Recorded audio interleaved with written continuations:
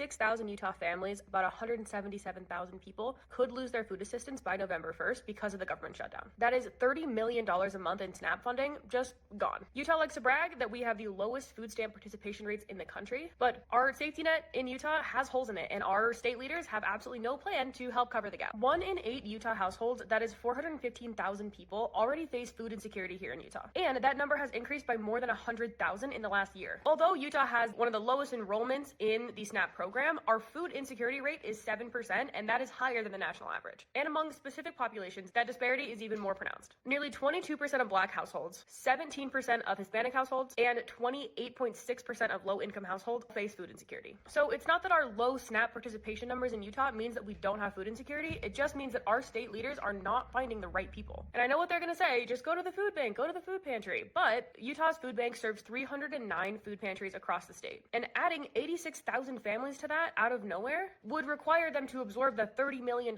in funding that the federal government isn't giving us anymore. It's just not possible for them to cover all of that by themselves. And when the state announced earlier this week that the November SNAP funds will not be going out, Utah Senate President Stuart Adams said that the state is not equipped to fund federal programs. But what he conveniently did not mention is that Utah has a $1.2 billion emergency fund. 1 month of SNAP benefits cost $30 million.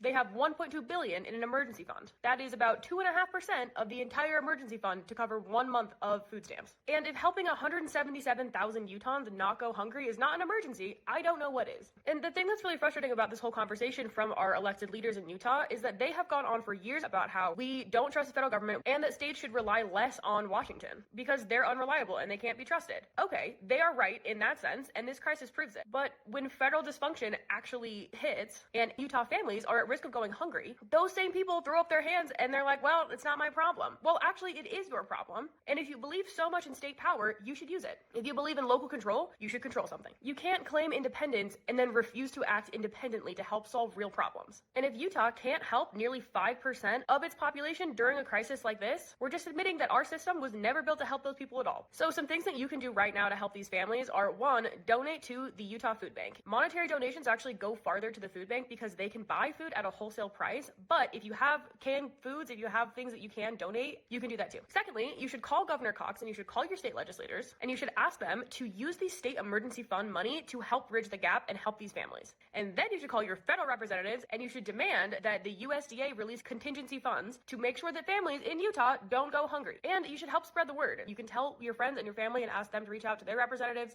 and to ask them to donate as well, because 86,000 families are going hungry next month. Utah has the money to solve this problem. They just need the willpower. So let's give it to them.